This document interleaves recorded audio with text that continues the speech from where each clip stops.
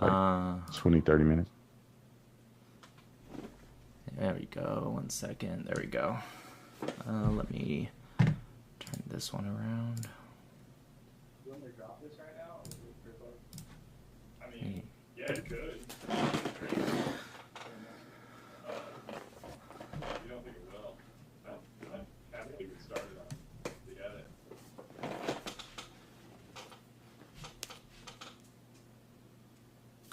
I like how your name says Nicholas Marani on it. Oh, it says Nick Morani on it. Yeah. It's my producer. I mean, my video editor. Dope. Can I change it, or No, you do I don't. need to change it, or it's gonna show up on the screen? No, you don't need to. I have it. Huh? I'll put it on in a second. Yeah, no, you're What's good. up? I'm gonna take that. Hey, what's up, Brandon? How are you? I'm doing good. How you doing? Good, good. Like the shirt. Yeah. Are you surprised he won, or I wasn't? But No, no. Dude, who ran against him? Nobody. yeah, I know, But man. the Republican has never heard of him, and then the most corrupt governor in New York history was trying to run for mayor after getting ousted. So I mean, You know how long I've been telling everyone coming up on my live, like, Nick, what do you think about Zoran Mamdani? You think he's hey, the polls are shifting? I'm like, you guys, I hate to be the bearer of bad news. I've been saying this the whole time. He's gonna win, and everyone's like, Nick, don't say that. I'm like, he's gonna win. so now they got what they deserved. Yeah. And when it come crumbling down, and the big companies are leaving, and that free tram system got a bunch of homeless people on there trying to rape people and kill them, but it's free. Yeah, that's And right. we'll see how that work. And the grocery stores don't have no groceries in it because people that are homeless that ain't got no food will come steal the groceries out of the free grocery store. You know what I'm saying? And what are they gonna do? Shoot one of them? They're gonna have police officers there. Then the grocery store gonna turn into like a military base. So they can either do that, or people's gonna be stealing groceries out of it all day, and the lines are gonna be crazy. Like I just don't get what people are stupid. It's fine. All you have to do is he's just gonna only tax the wealthy, of course, and then that tax money will pay for the militarized police that he said he was gonna defund, and he's gonna pay for all the food that gets stolen. It'll be fine, Brandon. I don't know what you're worried Yeah, about. it's great, dude. I can't wait to like go to New York after he's mayor. Yeah, I do. I'm getting married tomorrow, actually. So my future Oh wow. father-in-law, yeah, my future father-in-law lives in Queens, and I said, hey, I love you, man, but I'm not visiting you for the next, what is it, 4 years? Yeah, 4 years. Yeah, that's like I'm not visiting you. I'm not visiting you for the next 4 years. Yeah. Oh Neither am I. man. I'm going to a UFC fight on the 15th of November, and that's probably the last time I'm going to New York. Oh man. Probably 4 years. Sucks. Anyways, anyways, yeah, people's watching. Okay, we got the comment section, $7,000 club up. Awesome, we're already there. Yep. All right. Come on with it, man. Come Yeah. on with it. These people are so silly with the $7,000 thing. I ain't gonna lie. I wish that I could get $7,000 for all this stuff I'm posting. Dude, I'd be a millionaire by this point. They ain't giving me nothing. So, Yeah. these people are silly, man. Yeah, I just tell them I'm on a higher tier. I get paid $10,000 a post. But yeah, it's really funny. Everyone gets $7,000 if they even just say the word Israel, and it's like, you guys do the math here. It doesn't really add up if they're paying everyone $7,000 a post, and you have tens to hundreds of thousands of posts per day across the board. Man, that's a lot of money. They'd be at a billion by now if you take everybody on the internet that they claim getting paid. And I've made so many posts, I'd be over a million right now by myself. Oh man, So easily. it's irrational. These people are ignorant. They don't have an argument. They just claim you're getting paid. And I just laugh at these people and continue to push the truth and plant seeds that are reasonable. Yeah, that's what I say. I say, hey, does me getting paid, whether it be $7,000 or $7 million a post, does that make my argument any weaker? And they're like, what do you mean? I'm like, can you refute the argument? The argument doesn't change regardless if I'm getting paid to make it or not. Right. That usually gets them. Anyways, Brandon, one of the things I respect about you the most, I've been watching you a long time. I was at Turning Point in Florida. Got to see you speak there. I've been watching you far before that. And I like how you call out hypocrisy wherever it lives, left or right, and you're very much big in your values. And so today I just kind of want to explore what's been on your mind, the American-Israeli alliance, why it's important, and things that you do disagree with. What would you like to see to get better, and just overall why it matters. And I won't say the anti-Semitism on the right is anywhere near the left. I think for the left, it's been the better part of a decade, if not longer. But I'll say the potential that is growing. You know, I want to talk about that a little bit. But I guess to start off is, do you think like how you think about Israel and calling out hypocrisy regardless of where it exists and sticking with your values, does that come from your background as an officer, or is it just something that you've always kind of grown up with? That's a great question, man. I think I've always been a stubborn person, and I've always been a person who loved math. And so I like figuring things out and putting things together. And at the end of my pursuit of anything, I have to find the answer to it.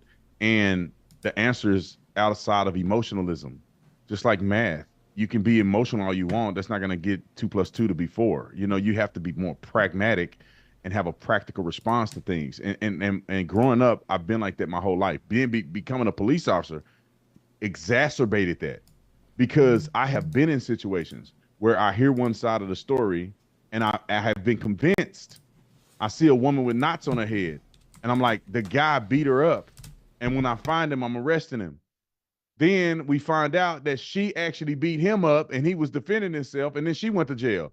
So it's like I learned, and I'll never forget that case, because that was one of the cases where I made up my mind. I said, Brandon, you can never just listen to one side and make a conclusion. You can never do it again, bro. This was such a crazy scenario. I had another scenario like this where we essentially arrested the wrong person. And it was the craziest scenario ever. And the reason why we would never get in trouble, because it's in good faith. This guy, literally, it was a car that fled from us. It darked out. It parked in a complex. Everybody jumps out of the car. We get there, all the doors are open. And these guys are dumb enough to not to run away. They kind of linger around the car and sit on the thing. So we detained everybody. And then the driver was gone. He had escaped, had an ID in the car, had drugs and guns in the car in the driver's side compartment. The ID, everybody in the car said, hey, it's this guy on the ID. We called the registered owner of the vehicle. The woman answered. She's the registered owner. She go, yeah, I let this person drive the car, which was the same guy on the ID. So now everybody in the car says it's the guy on the ID. The registered owner of the car said it was the guy on the ID that I let use the car. We go to his house. We find him. We arrest him. We take him to the substation. We're writing out the fill in the interim. He's telling us, it wasn't me, man. It wasn't me. I went to prison with this guy. I got out before him. I slept with his girlfriend. He hate me, and he has revenge against me. It wasn't me. He stole my ID. And his mama, it's her car, and so she's covering for him, bro. It wasn't me. Now, you know how crazy that sounds? Everybody identified him in the car. The woman that owned the car said she let him borrow the car. He's telling us that a guy he went to prison with stole his ID. And we're like, that's probably not true. So we got enough probable cause to arrest you. Let me tell you what saved his life. We take a phone into evidence. It's sitting on the evidence table. We're writing out the felon in the interim. The phone buzzes and the messages pop up. And it's messages on Facebook. And it's from the guy's Facebook that he claimed set him up. And the guy says, and the message pops up and the guy says, I just fled from the police. They have my phone. They don't know that it's me. They have my phone, and I can't communicate with you only through Facebook. And we ended up putting it together that it was the guy did steal his ID and all of this stuff, and we let him walk out the front door. But wow. I'm saying all that to say, I learned to never take things that you see at face value without considering the other side and doing due diligence. And that's kind of what this whole relationship with Jews and the Jewish people in America, I mean, all of the arguments that I've come to the conclusion with I've come to the conclusion with deep thought and consideration from both sides. Yeah, no, you're right. So what I've been studying significantly, I mean, like you said, is just for the past 5 years, really, just on a daily level. I'm not Jewish, I'm not Israeli, but like this relationship between Israel and America, I don't agree with everything, and that's fine. You're not supposed to, I don't think. If you agree with everything, that's, I don't know, that's weird, almost culty-like. And so I agree. There's times where I look at something at face value, I read a headline, and I'm like, man, what the heck? And then you look a little deeper. Sometimes it takes time, too. Sometimes you got to wait for information. Sometimes the best thing you can do is also just wait. And you're right, and things will just, it'll shift completely. So with Israel-America alliance, do you see, with America, right, and the relationship it has with Israel, for me, and I like to know if you agree with it, the reason I am America first, I'm a veteran, served for about 12 years. I love this country. It's the greatest country in the world, the United States of America. And I see the relationship with Israel to be that important. Now, the things that we don't agree with, if it's on a consensus level, we should work together and say this is what we don't like. But the relationship with Israel is good for America. Do you agree with that? And if not, is there something you would change? No, yeah, I agree with 100%, man. I mean, the thing is that we're not going to agree with every government. We don't even agree with our own government. You know, we talk about corruption. Our government is probably the most corrupt government. And, you know, we forced to live here. And I'm not saying that I don't enjoy living here. I don't love my country. I love America. And if we corrupt, we just corrupt. You know, I'm not saying who cares, but I'm picking America over anybody any day of the week. You could say it's kind of like having that family member that's cutting up and you're like, I can talk about my family, but you can't talk about my family. You know, like America got its flaws. We all know it has its flaws. The reason that Donald Trump is in office right now because America has a ton of things wrong with it, but it also has a lot of great things to offer, and it's the greatest country on planet Earth when you look at the totality of what America represents. So with that being said, when we have an ally like Israel, they're not perfect. You're a lying nut job to think that Israel government system is completely perfect and they never do anything wrong. And the IDF is blameless. That's stupid. And the expectation for them to be blameless is crazy.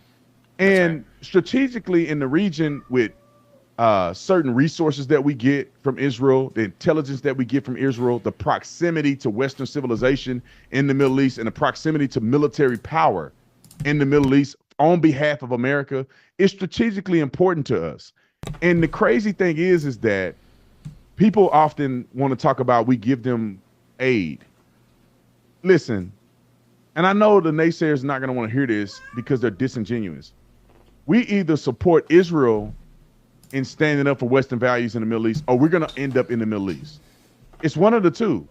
Either we support Israel and partner with them to hold back the Islamic terrorist threat that's headed towards the West, or we're going to end up being over there using way more money than $3.8 billion a year. That's exactly right. And it's crazy to me that people don't understand that. And one reason they don't understand is some is for ignorance. Some, they're neutral and they just believe in people they like, which is also ignorant. And others, they just hate Jews. And so no matter what the Jewish people do, no matter what Israel do, they just hate whatever comes up. But we have a strategic relationship. And the relationship is not just, in my opinion, it's not just militarily strategic. It's not because of the intelligence that we get. It's not because of the incredible technology that's coming from Israel that comes to America that's life-saving. It's not just that. We are a Christian nation. And the Holy Land is where our faith came from.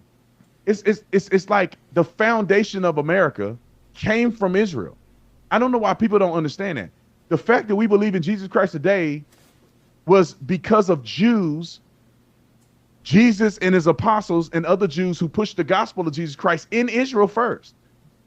That's the reason why America exists. That is the book that we read. That's right. That is the gospel of Jesus Christ. All of the prophets, from all the way from Jacob, all the way through the bloodline, all the way down through Jesus Christ of Nazareth. That's why we also have a unique relationship with Israel.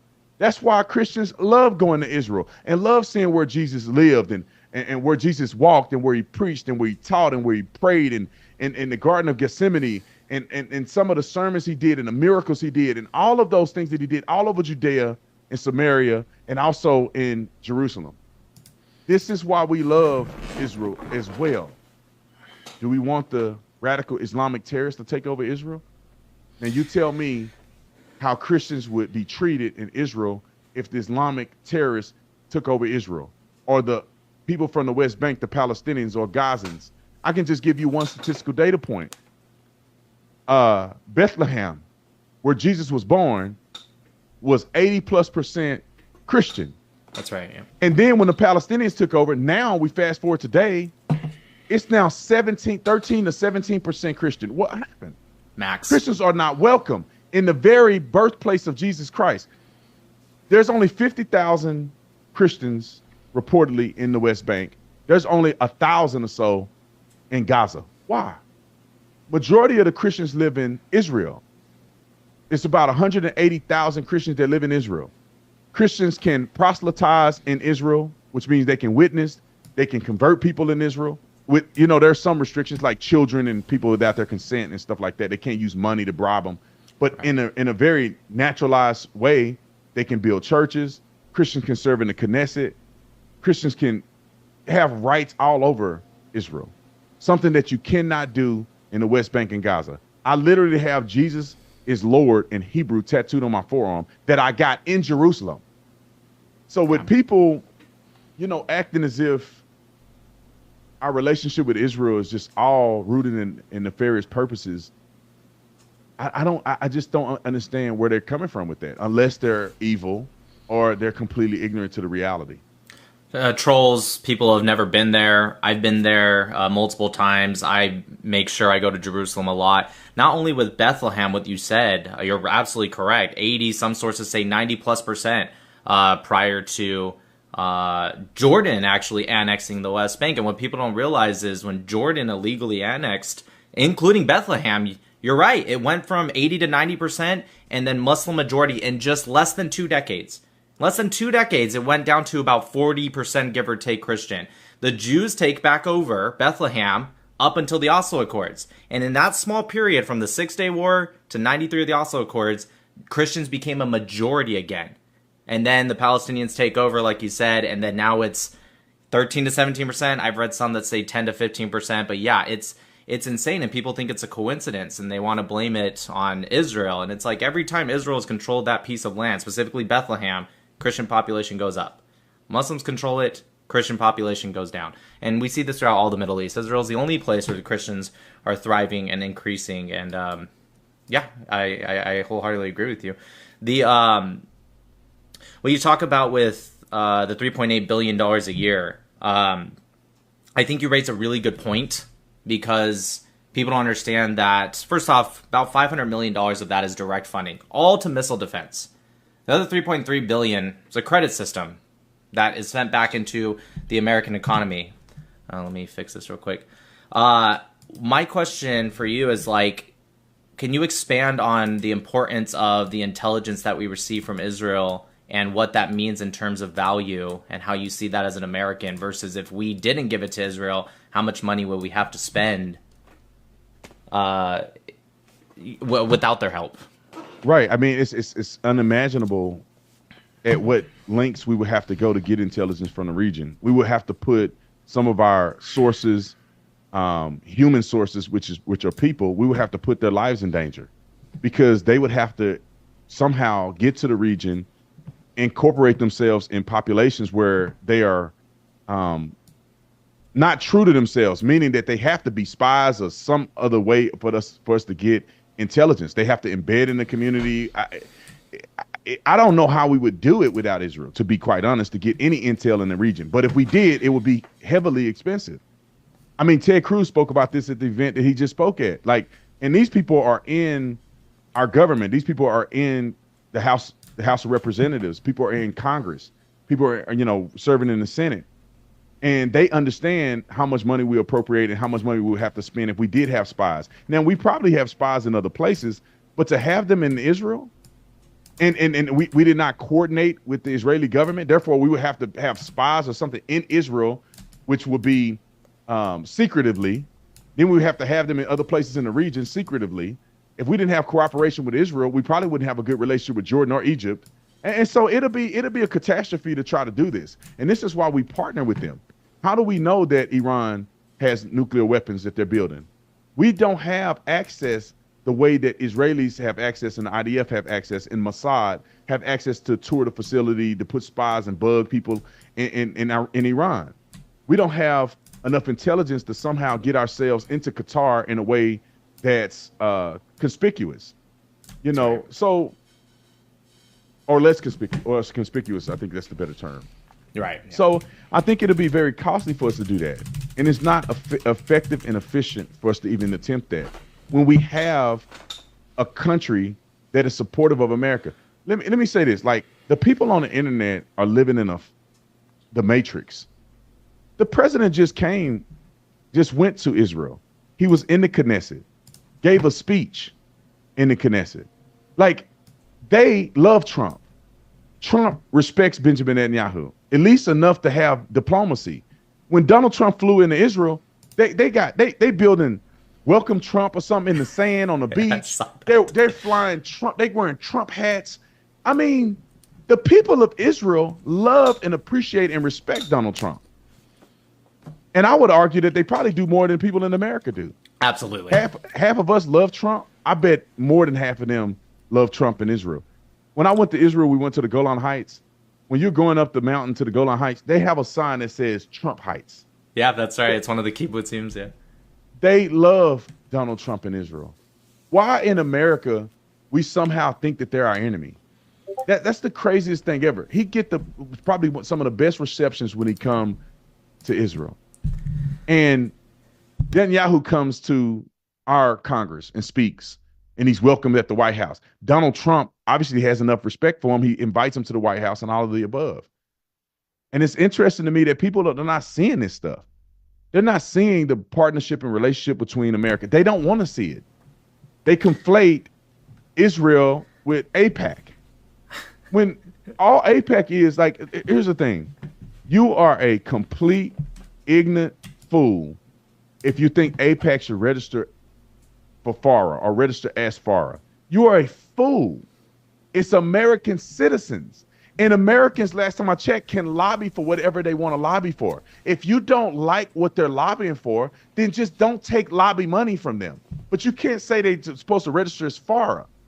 That's reserved for foreign countries, either directing a lobby group or they're spending money in a lobby group. There's no evidence that they're using money, Israeli money, in the lobby group in America. It's just so happen to be people who love the Jewish relationship between America and Israel, or the Israeli relationship. They love Jewish people. They're Zionists and they're Jews, and they got money, and they use their money for the things that they want to accomplish. That's right. Like, what are we saying? And then even if, this is the thing that kills me, bro. Even if they did register for FARA, they are still not top 5 lobby groups from foreign countries. They still wouldn't even be top 5. Probably not even top 10, to be quite honest. Barely, maybe they would be 10. I've done the math before. People don't realize yes, there was a super PAC that they did during the last midterm elections and the last presidential election. Even then, very little money. The amount of lobbying, because they've been tracking it since 1998 annually, the amount of lobbying they've done since 1998, minus again the super PAC to be fair, $65 million in almost 30 years. Qatar, on average, every single year spends into our university system, our youngest adults, our kids, effectively, $235 million on average a year. That's before we even get into lobbying, our government, any of that, which, by the way, I think they're number 5, give or take, in lobbying as a foreign. And nobody cares about that. So I think you're right. I think you touched on it when you say that there's just some people that just really hate Jews and they want to pretend. And I don't know if it's spiritual or not, man. I don't know why people hate Jews. It's not that serious. Like, I don't hate any group of people, really, unless you're doing something nefarious. And the problem with the Jewish hate is that they project that Jews are doing something nefarious just because they're Jews. I promise you, like, you could be looking at something in a person like, oh, the person that run that is a Jew. Well, yeah, that doesn't mean that every Jew is like that. If that's a bad person, it's a bad person that happened to be a Jew. But they say the person is bad because they're a Jew. And then that Jew must be like every other Jew. It's like, no, dude, there's some Jews that are atheists. They have no association with Judaism whatsoever. They just happen to be genetically connected to the ethnicity of Jew. It's their race. That's right. And they're not associated with other Jews. They're not associated with religious Jews. Like, even now, you got Republican Jews, conservative, and you have leftist Jews. Every Jew ain't the same. You have those who are crooked and are evil. That's just the same thing where you got the white people that are crooked and evil, and black people that are crooked and evil, and the Nigerians that are crooked. Everybody got crooked folk in their ethnicity. But for some reason, bruh, they just exacerbated with the Jews. Like, for instance, like, somebody did a deep dive into me, into my background or whatever, and they claim that I'm getting paid by APAC or something stupid. Um, the guy that cut my hair is Jewish. Now, I never knew the guy was Jewish. I didn't know until he told me. He looked Arabic, but I didn't think he was Jewish. It's not like I really know what Jewish people look like they all look the same. And I'm like, yeah, he's a Jew. And so, and it was an accident how he cut my hair, because the last 3 years I had a black guy cut my hair, and he lived like 35 minutes, and I just couldn't make the drive. And then he was coming to me, and he didn't make the drive. He couldn't do it all the time when I needed him. And so I just went right up the street to next to a cigar lounge. I saw a barbershop, and I go in and I say, I hope to God they know how to cut hair in here. And I picked the guy at the first one that was sitting down, and he started cutting my hair. He did a good job. And so I've been going to him ever since. Come to find out he's a Jew. Now, somebody somewhere that's just asking questions are going to say something about the guy being a Jew. I did a business deal with the company just recently, and they're going to put a media release out. I'm an investor and advisor in this new company called Freedom Chat. And so it's the replacement of WhatsApp and all that. So they're actually a secure system. Me and this guy, his name is Tanner, we meet, we talk, we do business. And he told me that, like, I think like somebody in his family is a Jew, right? So somebody somewhere is going to say, see, he worked with a Jew person working. That's how ridiculous it is, dude. It's ridiculous. Like, there's a company that sponsored my show, and I'm not going to say the brand name, but they wrote me a message or whatever, and they were telling me how thankful they are that I'm standing up for the Jewish people or whatever the case may be. And the crazy thing is that somebody somewhere, if they knew it, they'd be like, see, he got Jewish people sponsoring the show. And little do they know, the 2 events I've done that have been Jewish, I got paid $0 for doing them. And I get paid a lot of money to speak and a lot of money to travel and do things like this. I'm talking about a lot of money. And the 2 Jewish events that I did, one was for the international, I think the International Fellowship of Christian and Jews. Yeah, right.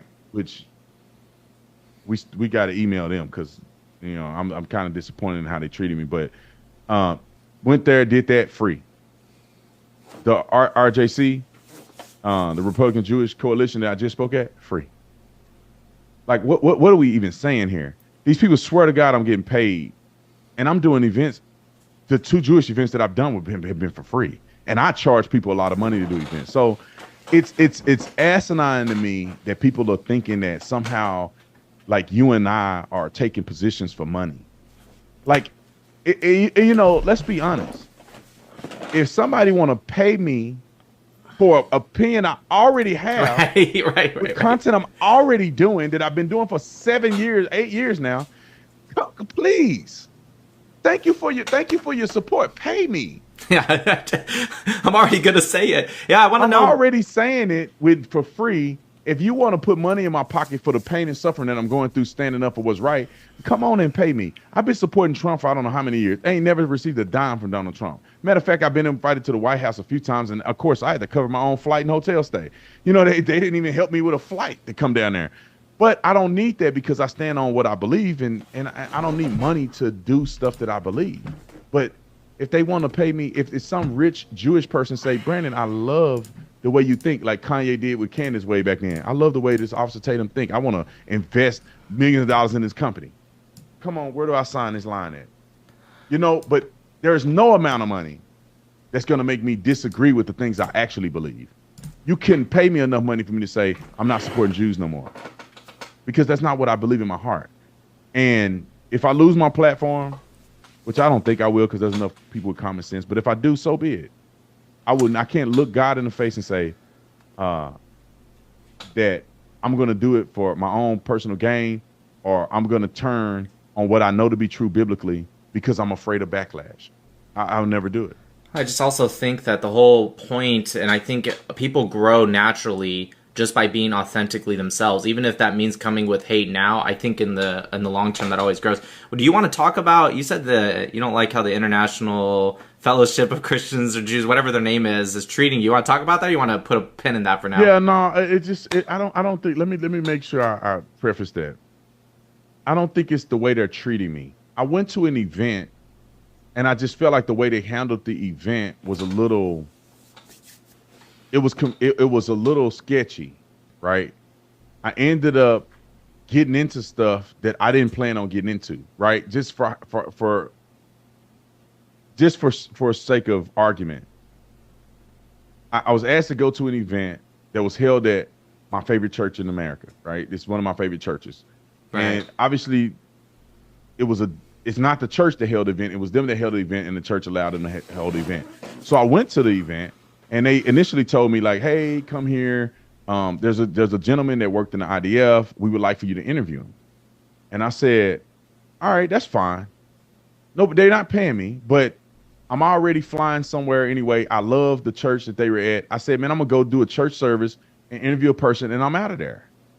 Well, not only did I interview that person, I ended up doing like 2 other interviews, and I ended up doing another interview that really wasn't previously explained to me. And so it ended up turning into like an advertisement where now people are telling me, "Brandon, I see your face all over the TV and stuff like that." And I did sign a little document that everybody, you sign when you go on TV and you go, "Hey, we would like to use your likeness or whatever for us to broadcast this or whatever." And I signed a little document. But then when I go back and look at it, I'm like, I don't like the fact that this wasn't thoroughly explained to me before I got myself into this. That's the only thing that bothered me about it. And we emailed them, and I would like for them to explain to me thoroughly, how did we end up going through all this when I thought I was going there to do one thing. And then, of course, I didn't get no compensation for it. So it was a little frustrating that happened to me. But, Sounds frustrating. maybe it wasn't in poor faith. Maybe it was a miscommunication.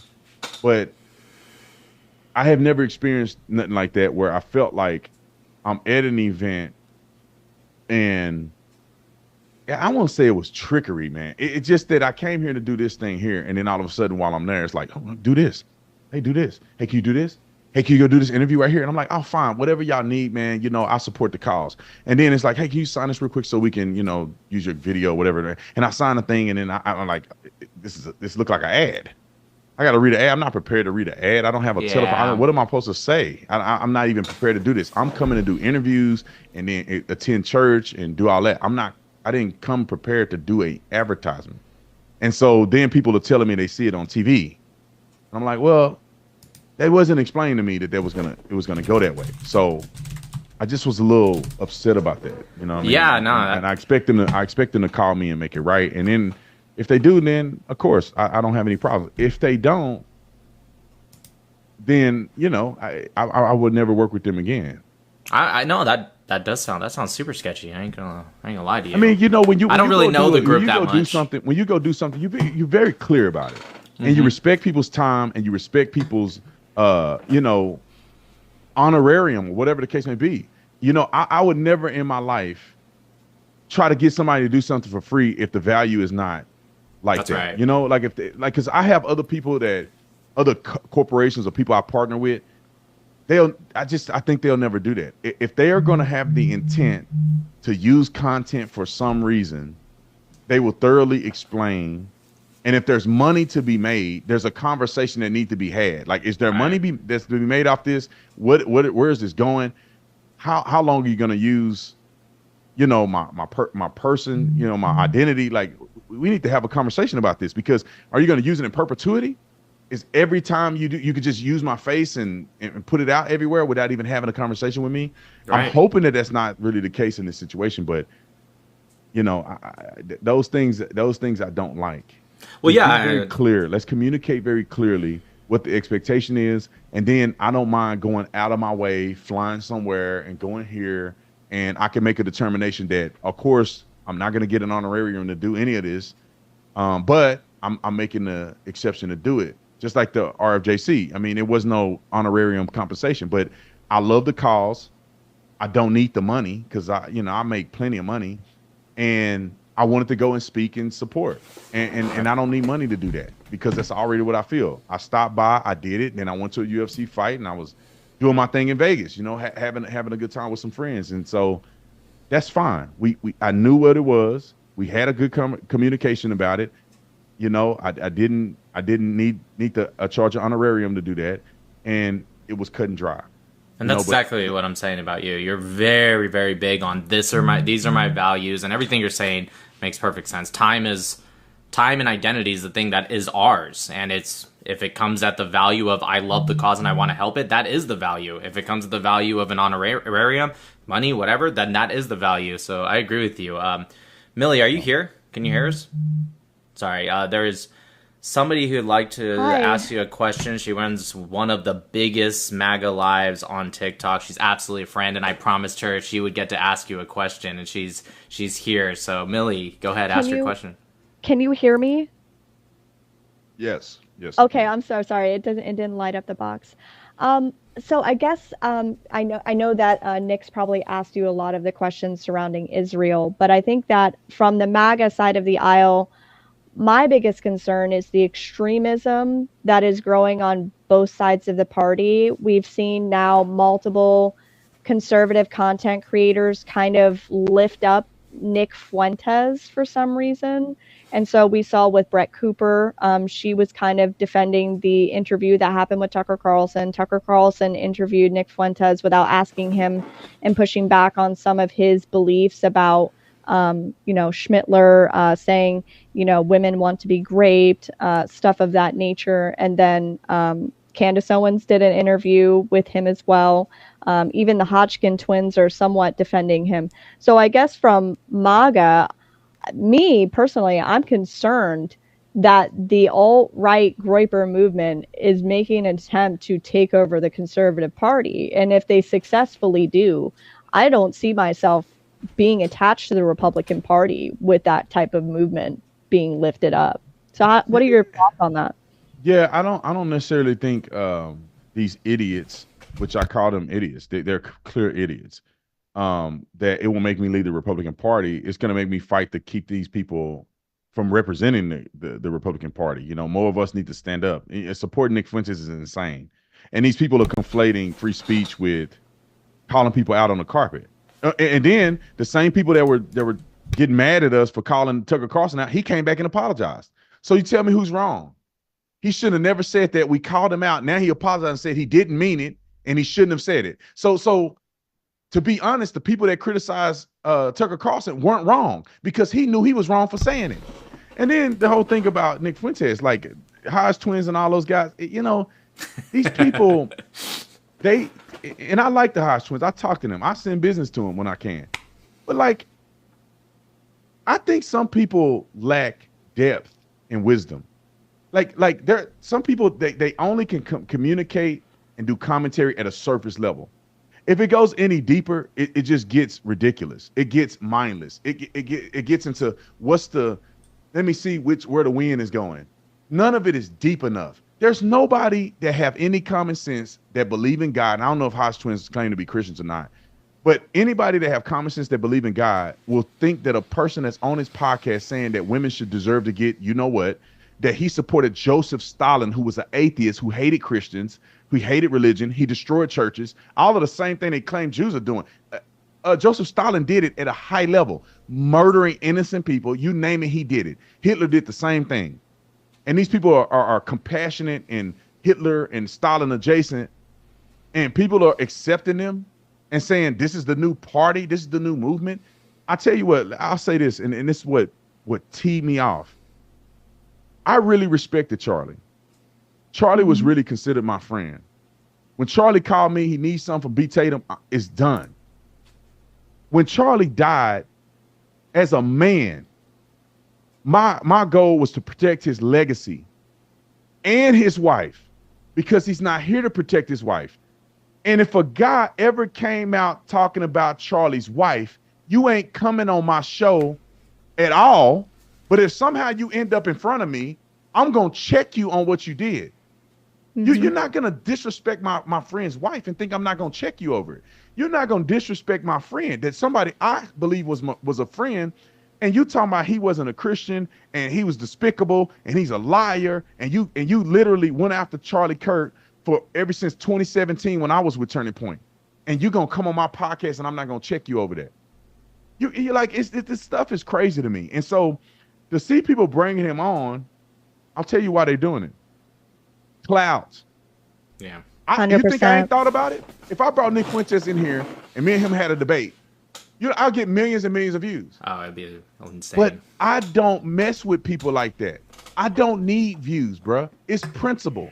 Nick Fuentes Integrity. cannot be in the same room with me without me checking him over the stuff that he said about Erica, about Charlie. You know, he called Candace a B the other day. Just flat out call her a B. Yeah. Worse. And worse. And worse than that. Yeah. I mean, he disrespected Candace. And like, although I don't agree with a lot of things that Candace has been saying lately, at the end of the day, you're not finna disrespect a person that I know that's considered a friend. You're not gonna disrespect somebody. You can disagree with her ideas. But when you call her a B and threaten and do all this other stuff, you're not coming on my podcast. Yeah. And you definitely ain't gonna come on without me confronting you. You say, I support Joseph Stalin. Bruh, you what? You gotta explain that like he did to Tucker. No. How dare you say you're a Christian and you support Joseph Stalin? Explain yourself. That wussy. That's the thing. Tucker is a wussy, man. He a wussy. Dave Smith is a wussy. All these people are wussies, man. And I don't really go after the women like that. But the men, I will call you a wussy to your face because these people are I have no respect for men that won't stand up on principle. I just don't have no respect for them. I have no problem going after Candace Owens for the things that she does. She claims to be a friend of Charlie, but moments after he unalived, she stands on his grave, completely slanders to infinity an organization that he literally unalived for, built from the ground up. Her followers are now attacking his widow, saying that she's having an affair with J.D. Vance, saying that she's now involved in child trafficking. I just can't imagine why Candace hasn't stopped as an influencer to stop and correct her following, saying, stop attacking Erica. This is not the message. If she is truly trying to find out, quote unquote, who unalived Charlie, if she truly wants to investigate that, why can't it be, hey, not at the expense of attacking his widow, not at the expense of trying to cripple TPUSA? Yeah, let me. I'll give a slight opinion on it. This is my thoughts on it. If I had 5 million people follow me on YouTube, and I had 140,000, 150,000, 200,000 people watching me live every single day I go live to cover topics, I would use my time, effort, and energy lifting up the legacy of Charlie Kirk. I would be promoting revival. I would be incorporating prayer and all of the Christ-like things that represented Charlie Kirk. I would communicate directly with Turning Point USA staff, and I would join them in helping Turning Point become what I want Turning Point to be. You know what I'm saying? What I think Turning Point should be in Charlie's honor. So if there's gaps in Turning Point, let me make sure that the gaps are fixed. In the investigation into Charlie Kirk's death, before I open my mouth about anything, I would verify what I'm saying first. Because I do not want to put things out there that could be harmful to people that were not involved, or harmful to people that didn't have anything to do with it, that may have looked suspicious to the outside world. But I would verify before I put their faces, their names, and anything out there. This is just how I would do it. It's tough. Because I feel like Charlie Kirk's legacy is being marred at this point. This all could have went one of two ways. And there's a lot of prominent people that have been contributors of it going south instead of going north. I wanted to see all of us unite when Charlie died. I thought that this was going to be a one big united party against evil. And the problem is the evil isn't even being spoken of. We went on tangents, all of us together, about the transgender mentally ill transgender people that were shooting up schools and doing all this old crazy stuff. We went to no end talking about the issues and the complications associated with that. Charlie Kirk said it to no end. Then a person takes his life that have that same ideology we've been talking about.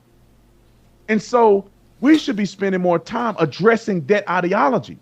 That's right. Yes. But yet we're fighting, we're arguing, people are pointing the finger, and the person that actually is responsible for taking Charlie's life, it hadn't even been mentioned but 3 or 4 times in this whole argument. That's the right. guy killed Charlie. they got so much unwavering evidence. The discovery is massive, is what the prosecutor said. That's insane. The discovery was so massive. The prosecutor said it was. The defense said, we need more time because all of the electronic communication that we have to go through and all of the evidence, we need more time to be able to build a defense on all of the evidence that's there. It wasn't because there was no evidence. It's because there's so much evidence. And I know things. And I tell people all the time when I cover all these police shootings, if you don't think a person like me know what's going on and a person like me don't have birdies, you crazy. I know all these police shootings. A lot of times I get information. I cannot disclose how I get information and who I get it from, but I have information. That's why I tend to be right about every single, I have been 100% right about every police shooting I mentioned because I don't say nothing unless I know what's going on. Yeah. And the second part is I have concrete, verifiable evidence before I ever come out and say it. And sometimes I have evidence that I will never disclose publicly because I don't want to burn my source and I don't want to compromise an investigation. So I keep my mouth shut until the investigation goes through, and then now I can talk about it. But I already knew what it was. And I'm telling you that they have this case in Charlie's death, all the conspiracies are completely pointless. It's just people making money. Doubt. I think it's personally starting to sow reasonable doubt, and I think backhandedly they're going to cause so much reasonable doubt that might give the defense an out. Well, it also could taint a jury pool as well. It will taint a jury pool. All you need is one juror to be a holdout, and therefore the case will be completely, it'll be a hung jury. But here's the thing: there's so much evidence. There's no amount of jurors that can turn it back on this because once the judge gives jury instructions, they have a very clear path on what they need to convict on and why. And there's so much evidence. I'm telling you, there's evidence. I'm telling you right now that it shouldn't be missed on people that they have a firearm and they have a bullet that was recovered. Just know that is significant. That is significant. I'll leave it at that. But what it comes down to is the death penalty. I believe that's what this comes. It's not coming down to whether or not he did it or not. It comes down to whether or not his family is willing to fight so he don't have to get the death penalty. Because you haven't seen a press conference at all of the defense saying anything about him. Normally they try to get the public to be on his side and they go, our client, we will fight to the end. Our client is not. They're not saying none of that. Because when you have your mother and father identifying you from a surveillance footage and electronic communication with them, convincing you to turn yourself in, and you confessing to them you did it, and you're getting a deputy involved, whom he's a witness that you confessed that you did it, because then he coordinated with the sheriff for you to turn yourself in without the SWAT team. So, like the communication between Tyler Robinson, his mama, daddy, a deputy, and the sheriff is pretty damning communication. Like there's no yeah. Like when a deputy sheriff gets up on the stand and they go, well, what was told to you? Well, it was told to me by this and this and this that he did and he wanted to turn himself in. What else did he tell you? Well, he told me that he didn't want violence and he didn't want the SWAT team to come, so he asked me to, arrange it to where he can peacefully turn himself in. So a person that didn't do it is telling you that he want to peacefully turn himself in. And his mama and daddy testified that it was him that they identified, not the FBI. They didn't identify him at first. They just had the image. His mama identified him and his dad. They found a palm print too, right? They got a palm print. They got DNA. Yeah. They got a shoe impression. They got DNA from the trigger. They got his DNA on the bullets. They got a spent casing in the gun. They got DNA on the gun. The gun belonged to his grandfather. They got video of him running with the gun, him stashing the gun. I mean, can you tell us? Nobody would be talking about this if it had not been for people online spreading conspiracies. Can you tell us, as an officer, the palm print? What is it? Is it just like the size and the hand like matching Tyler Robinson? Is it as simple as that, or is it a little deeper? No, everybody's palm have a unique pattern, Print. just like a fingerprint. So everybody's palm have you see these striations Right, and lines. Everybody's palm have a unique pattern. Wear and so tear. what they can do is get impressions from portions of the pattern. Like just say it was his right hand. So they'll take portions of the pattern and then they'll match them in a forensic lab to match if the palm actually matches his palm. It's and insane. it won't be a mistake because only his palm looks a certain way. They have the same lines and all this other stuff. And that's what a palm impression is. Then they got a shoe impression, which means that his Converse shoe hit the ground, Right. and they were able to they probably put a wax mold over it and they extracted it. And they're going to compare it to the bottom of his actual shoe, because everybody's shoe, if you're wearing your shoes, sometimes they have unique indentions, they have unique damage to it, they have unique scuffs, and they're going to mold that and they're going to put that against his shoe. And therefore, that same Converse shoe at the same size matches the shoe that they recovered that he's seen wearing in videos, that he's seen wearing in still shots and photos and other photos that he's wearing the same shoe in. So it's pretty cut and dry, man. And they got so much more evidence than they've disclosed to us. I know that for a fact. Anybody that's ever done an investigation know that for a fact. But people that should know it refuse to display it because you don't make money in not having a conspiracy. You know, what I would do if I had a major platform that was even bigger than mine is that I would interview a psychologist to explain why some of the people at Turning Point USA reacted the way they did after watching Charlie die in front of them. I would interview a former FBI agent that you trust. You don't have to be a current one. It could be somebody that was previously FBI, so they can explain the investigatory process. I would have somebody who understands forensic evidence and understand a firearms expert. Right. If you are trying to get to the bottom of what happened, you're going to try to you would try to parallel a true investigation. But there's no way anybody on the internet right now, unless you have access to interview witnesses, that you can claim that you are even close to getting to the bottom of this. Geo-tracking. This is going to come up in court. Trust me. When on January 6th, they geo-tracked everybody's cell phone that was in the area. And they ended up finding people at their house and coming to their house and saying, you were there on January 6th and you went into the building. How would they know that? Because they geo-tracked phones. They geo-tracked everybody's phone that was at this building and the killer, I would imagine. And they can see the patterns of everybody at the event, including the person who was responsible for or allegedly killed Charlie Kirk. And they're going to examine, well, where did you go? Where did your phone ping at? Where was your last travel? How many times did you visit the campus? Did you visit the campus before? When you did visit the campus, what is the geo-track location saying about where you're doing on the campus? Like if this guy did surveillance at the campus before this event and he had his phone on him, they will be able to see where he walked from his car, where he walked, how long he was walking, where he walked to, in, out, up, down. They have all of this stuff. Geo-track. Like, yeah, it's a lot, and it's insane how little people are talking about Tyler Robinson with all of this proof. It's insane. Before we get to, because I know I don't want to go over to time too long, I want to get to some Q&A real quick, but I just have one question that I hear a lot. I'm a military veteran. I've shot a Mauser, know what a 30-06 is, but can you speak to, on ballistics, about the 30-06, everyone's confusion about, like, you know, they say, hey, it hit his spine, but it's a 30-06. What was he, 150 yards, give or take, away? What's the deal there? I'm not necessarily a firearms expert. I've never shot a 30-06. You know, I've shot a 308. I've shot 5.56, 7.62, 9 mil and lower. You know, I've shot 12 gauge slug, all that. I've shot all those. I've never shot a 30-06, and definitely not out of a rifle like that.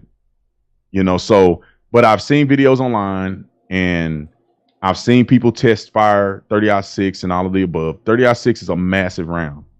Now, nobody knows, you know, the FBI definitely knows, but as far as civilians, no one really can. You would have to kind of recreate the situation for somebody to determine what should or shouldn't have happened, right? If somebody shot an elk or shot, you know, one of those animals that you're hunting with a 30-06 and you go, man, it went through and through and all of the situation.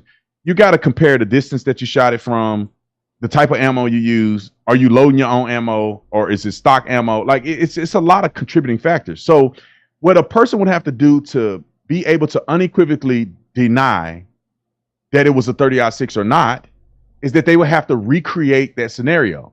They would have to be at the same vertical angle. They would have to be using the same rounds, same cold barrel, the same barrel. They would have to shoot Charlie at the same trajectory, and the bullet would have to hit the same way that it hit the night up for them to say, no, this did not happen, or no, or this did happen.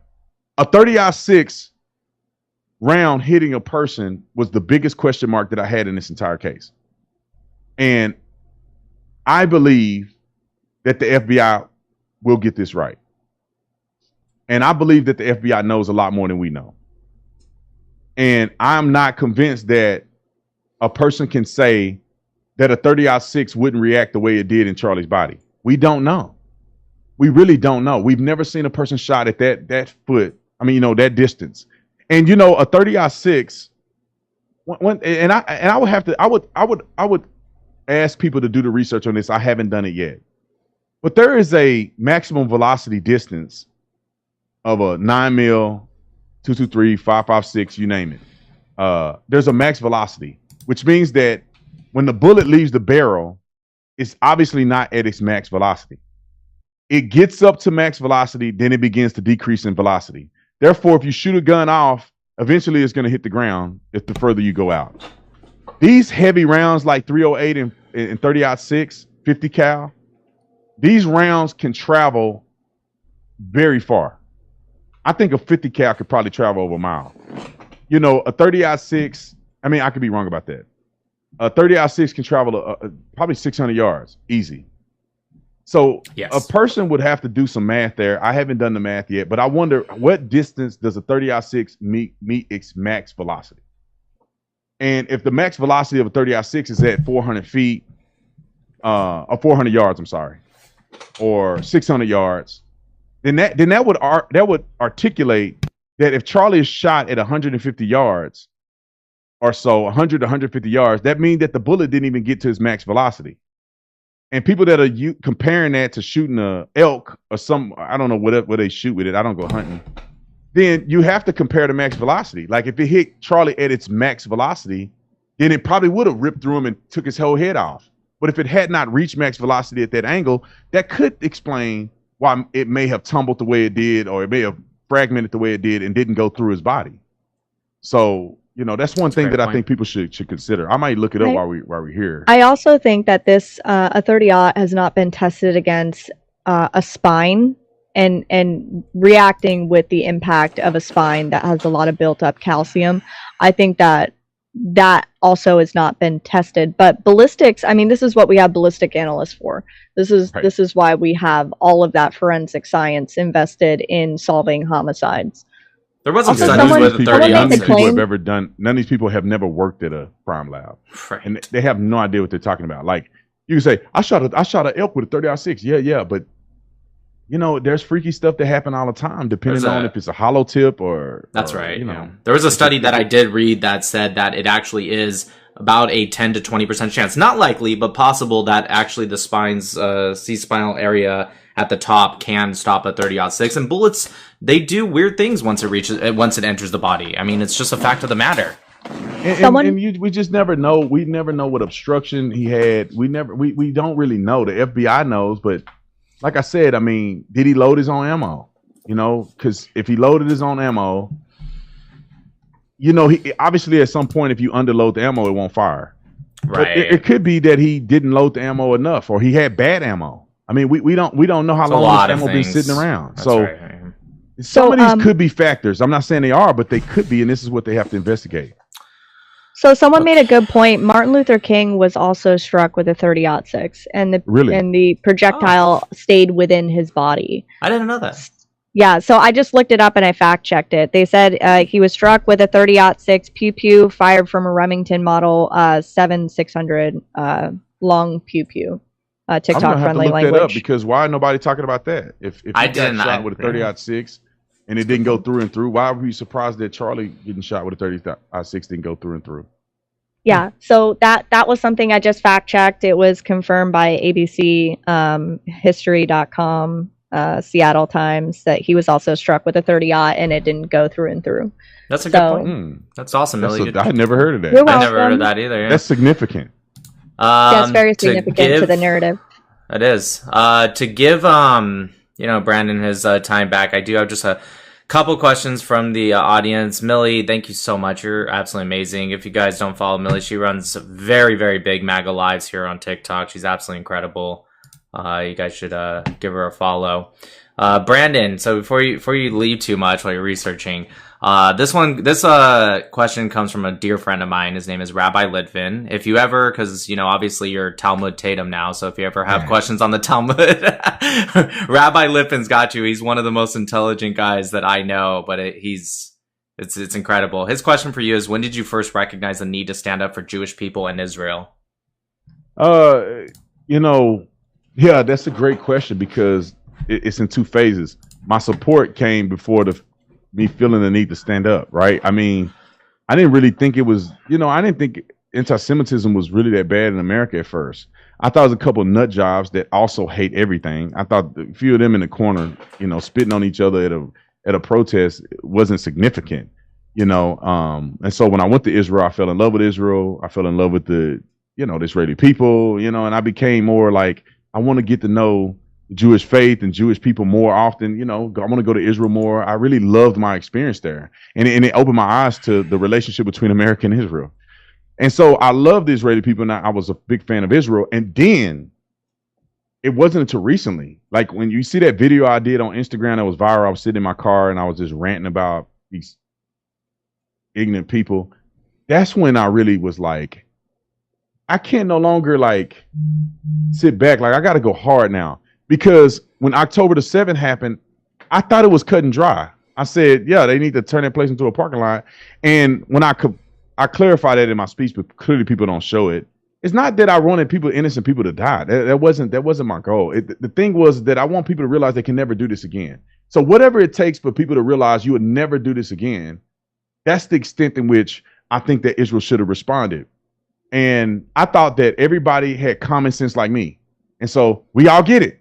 Right? A terrorist organization does this, and then there's retaliation, and there's the hostages that are still there, and they got to go get their hostages, and like, it's over. Like, well, what are we talking about? And then it wasn't until I started seeing those fake videos online. I saw a little video of a building blowing up, and I'm like, and Instagram will keep feeding it to you. I saw a video, like 15 minutes of watching videos, and they're all fake. I'm like, well, wait a minute. Why is the building blowing up and the camera's perfectly positioned? Yeah, that's exactly at that building. Dude, I'm telling you, I look at like 15 videos and I'm like, wait a minute. You have a different mind, especially like just being an officer. You are able to look at those videos, and of course, we're all human beings. We have the emotional response, but there's the difference between people that react to solely those emotions and someone like you who can say, all right, let me put my emotions aside real quick. Why is it that this camera's on a tripod in the middle of the street pointed at this building?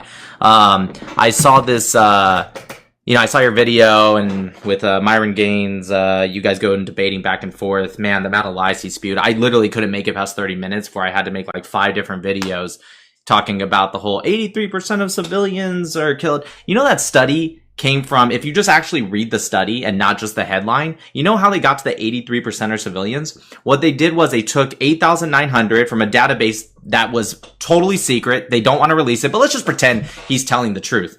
They take just the named fighters. Everyone who's unnamed that was a terrorist automatically counted as a civilian. Anyone who's a political Hamas leader automatically counted as a civilian. Anyone who was not part of, or who was part of Hamas and PIJ was counted. Everyone else, PRC, Army of Islam, PFOP, DFOP, all the other terrorist organizations in Gaza, they counted them all as civilians. And that's how they got to the 83%. But these pro-Pallies will trick you because they'll see it like, look, Tatum, it says right here, 83%. And it's like, and then you have to take the time, because they won't, to actually just go read the headline. And this is what they do.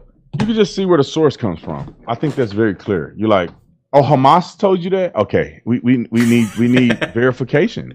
I want to make a correction. I want to make a correction about the 30-06 round, because I know people are going to eat me alive. When I looked it up, it says the maximum velocity occurs at the muzzle. So as soon as it leaves the muzzle, the max velocity is there, and then it begins to decrease over time. So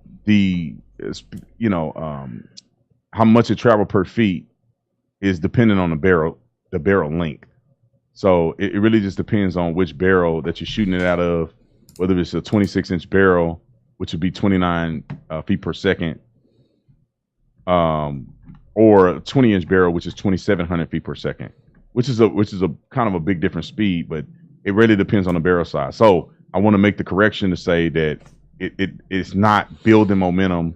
According to the research, is that as soon as it exits the barrel, it builds all the momentum it needs coming out of the barrel, and then obviously there's air drag that eventually is losing velocity the longer it goes. But yeah, that's right. It's still inconsequential to the human eye. I mean, once you shoot that thing, it's gone. You know what I mean? Within seconds. That's good. Yeah, it's traveling at 2,800 feet per second. That's less than a second, and it's on you. You know what I mean? Right. Yeah, for sure. Okay, this one, just real quick, comes from my best friend. He goes by Hebrew Hammer. He doesn't like his name out there, so we'll call him Hebrew Hammer. He said he wants to know a little bit more about just your trip to Israel, specifically as a black man and as a Christian, and did you experience any bigotry? Now, I've seen a lot of your interviews. I know people love to have taken that line out of context where you told Prime Minister Netanyahu about how someone did spit, but there were so many people that came up and said, like, this does not represent us. And of course, people focused on that one little sentence you said and ignored the context of how people said this doesn't represent us. And they played the context. I was worried that people were going to just play the spit part and they were going to move on. I'm like, dang, dude, I'm going to have to explain this. I had to play. No, they put the whole context in there. They put me say the kid spit at the pastor's foot, and then the guy comes up and rebukes the kid. How in the do you? God, these people are annoying to me. So anyway, when I was there, it was great, man. It was lovely. I had no problems nowhere. Dude, the Palestinians well, at least the Palestinians that I saw when we were in Jerusalem, them and the Jews didn't have no problems. They were separate, you know what I mean? It was separate little shoppings or whatever, but nobody had a problem. The Arabs and the Jews never had a problem anywhere. Every hotel we were at, it was Arabs and Jews working there. And then it was Shabbat, the Arabs would work, and then when it was the Arab holiday, the Jews would work. And so nobody had a problem, nobody cared. That's why I was shocked at October the 7th, because I just didn't see the conflict being like that. So, it reaching that boiling point. Like, everybody seemed to get along. Had no issues with me being black, for sure. Nobody said anything, no issues. And the funny thing is, the kid, he didn't spit on me. He spit on a white guy. You know what I'm saying? And the funny thing, and I was in front of the pastor. Let me tell you the funny thing is, because people may think that this was like a 4 or 5-year-old. This was a little bitty kid. I mean, I don't think he could talk. He was scooting on a little scooter thing, like a little pony or something. He was scooting down the thing. His mama didn't say nothing to us. He gets in the middle of the thing, and I'm walking in front of Pastor Allen Jackson, and he's like, he gets to the middle, he go, he's like, spit on the ground, and I laughed, dude, because I don't even know how to process this. I'm like, is this kid spitting at us? Like, what is happening here? This is a little bitty kid. It's a little kid, dude. Like, and I'm like, wait a minute, I think he spit. I have no contextual reality of spitting or nothing. I'm like, that's crazy. This little kid is like spitting at us, and think about it. I don't know why. It's not like it's not like we walking through there with clergy collars on. Dude, I'm in linen. Pastor got jeans and a t-shirt on. Like, none of us, we ain't like we walk with Bibles in our hands. So right. The kid could have just been spitting because we weren't Jews. I mean, I don't know what the kid was doing. So he does his little spit, and we try to let them come through first because it was a woman and a child. So I kind of like stepped back, and I stepped out to the side, and he come through scooting on his little thing. His mom is not saying nothing. She acted like she don't even see us. Like, I think she's embarrassed. And when he got next to Pastor Jackson, he went, and he spit like at his shoes. And in my mind, I'm like, I ought to whoop this kid. Did he just spit on it? I ought to take him and whoop. And then I was like, I'm in somebody else's country, man. I don't know what kind of laws, hit somebody's kid or yell at somebody's kid. I can go to jail or something. But I was thinking to myself, like, I ought to whoop this kid butt. And like, soon as the kid does this, coming through the thing is an adult, another adult, literally Orthodox rabbi. Look, he had the swirls and he had the hat. So he coming through and he's like, that's wrong. That doesn't represent us. We love you guys. You're always welcome here. That is wrong. And the little kid and the mom will just walk off and of course she act like she was trying to like get out of there. But I mean, as soon as the kid did it, the very next person is like, that's wrong. And Pastor had been there 50, 60 times, he told me, over the years. And he's never had anybody even do what that kid has done. So I don't know, bro. It's kind of weird, man. I was there. I felt good. I saw the Christians there. We did TBN Network has probably the biggest podcast studio in Jerusalem. We did a podcast there. I mean, it was great. Like I told you at the beginning, I got Jesus is Lord tattooed in Hebrew on my forearm. Yeah, in Jerusalem. Love Jerusalem. And so it's not it's not as crazy as people think, and that's why I don't like people that like they never been there and they don't know what they're talking about, dude. Yeah, I'm with you. It's a genocide. You like. I'm with you. You ever want to debunk the apartheid, you just go there. I've been there so many times, or specifically Jerusalem. I've been to Israel twice, but like I go to Jerusalem a lot. You ever want to debunk it? All right, I promise you last question because this one's from my fiance who will be my wife tomorrow. So naturally I got to ask this. This is Danielle. Danielle asks you for marriage advice because she respects you a lot. She wants to know marriage advice. And I think, I like that question. I'll hear it too. Yeah, that's probably what we really should be talking about now. Yeah. But it's a lot of different advice that I would give.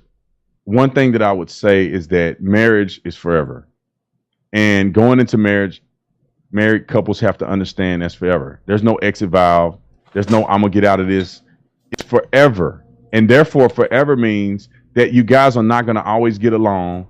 But as a man and as a wife, your whole goal should be, how can I better serve the other person? That helps you get past the arguments. That helps you get past the frustration because it will come, especially when you have kids and all that stuff. But every day I wake up, I say, I'm not asking for my wife to do for me. I'm not counting up she didn't do this or she did this and did that. I'm saying, how can I serve my wife every single day? How can I be the best husband I can to my wife every day?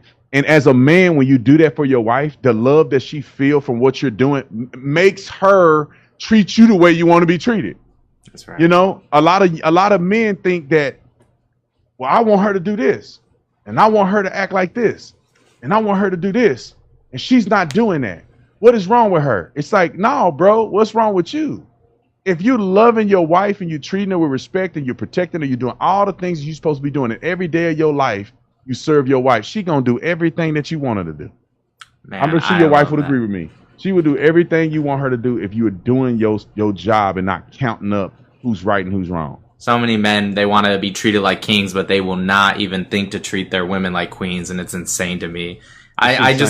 Talking with you personally, first, I thank you so much again coming to this. I really respect you, and you're someone that I've been watching for like a long time. And so it's crazy how you say stuff. I'm like, man, I think exactly like that, which I guess that makes sense. That's why I like watching you so much. So thank you so much for coming here. And thank you for going over time a little bit. And honestly, thank you for just being like having integrity. Integrity is like the word that I think a lot of people don't have today. And you clearly have that.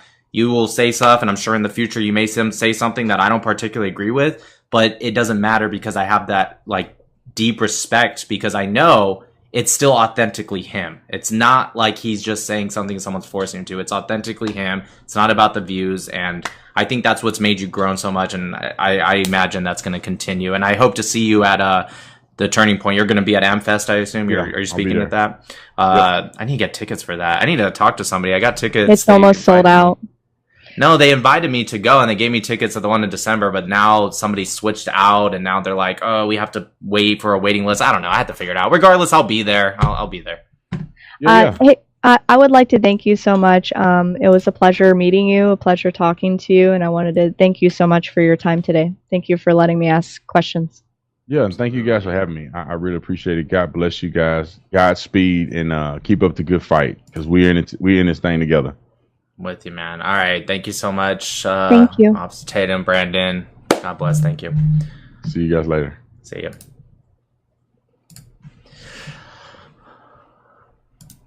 All right. Let's turn that off. And that's a wrap. Let's go ahead and let some people up. Let's have a little post interview.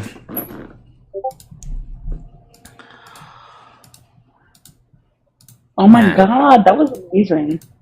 What an I'm so amazing happy guy. you got to Why do won't that. Danielle's come up? Okay, there we go. He's so genuine.